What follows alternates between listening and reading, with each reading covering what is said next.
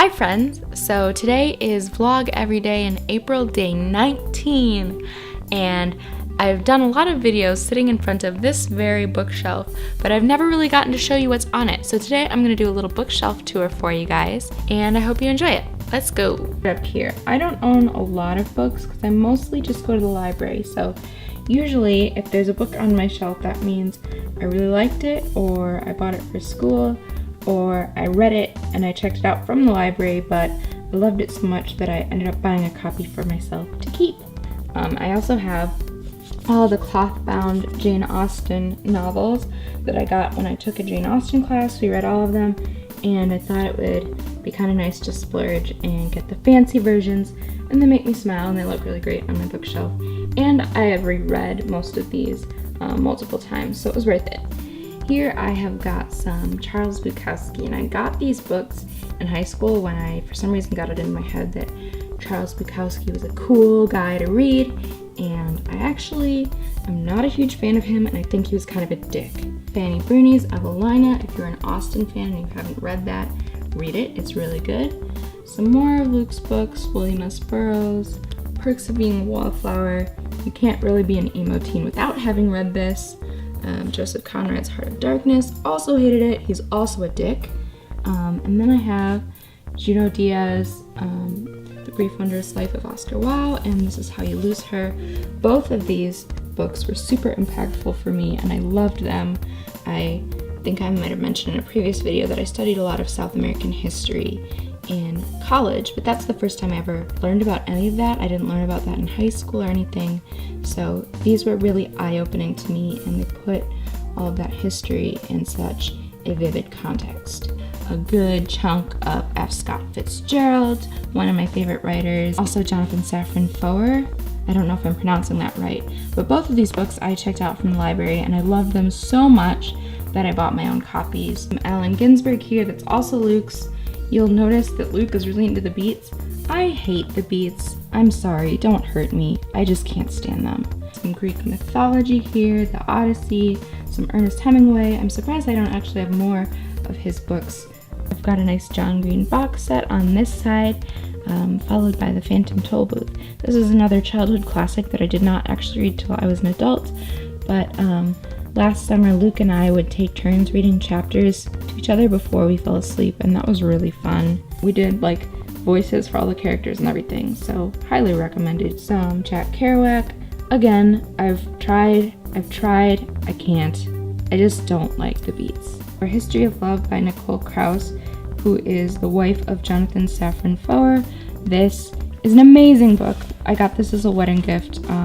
It made me cry. To Kill a Mockingbird, and here I have 100 Years of Solitude by Gabriel Garcia Marquez, both in English and in Spanish.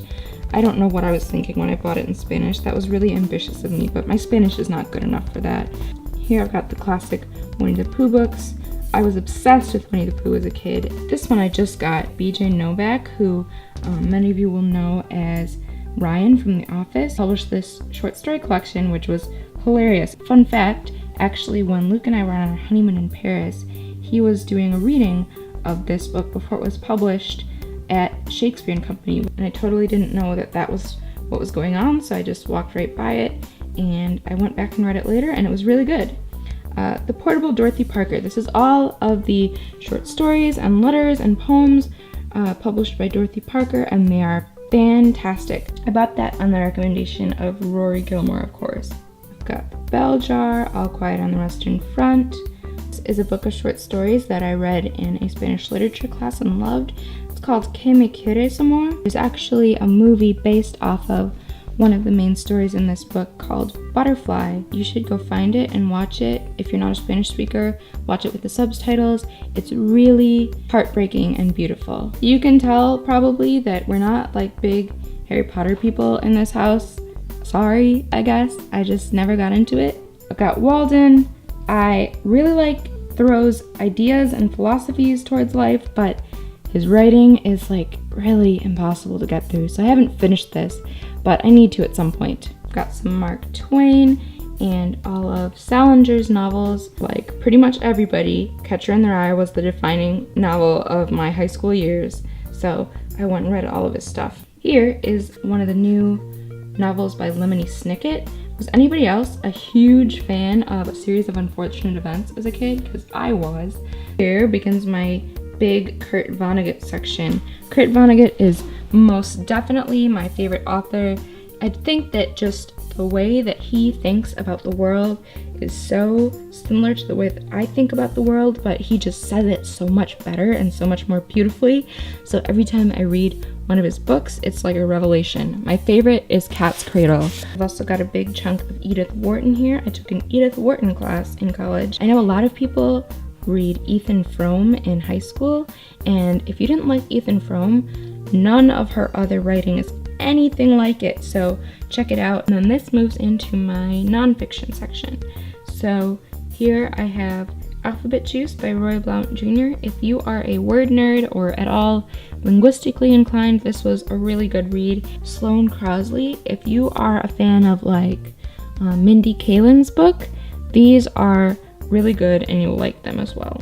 Environmental books, No Impact Man, The Stray of Stuff. I loved both of those so much that I ended up buying them. Got some Michael Pollan books. Got Lean In, I read last summer as I was beginning my career. Travel book for Seattle. I'll be going back there again in June. And these are some of my travel journals. And the last thing on my bookshelf are these two CDs by my husband's band, The Earthlings. I've got a clock here. It is 76 degrees in my apartment, in case you were wondering. That's where my tripod lives. So that's pretty much my bookshelf, and let me know if there's anything on here that you have read and loved, or if you think I'm missing anything, if there's any good books that I need to check out so that I can add them to my shelf. Alright, I will see you tomorrow. Bye!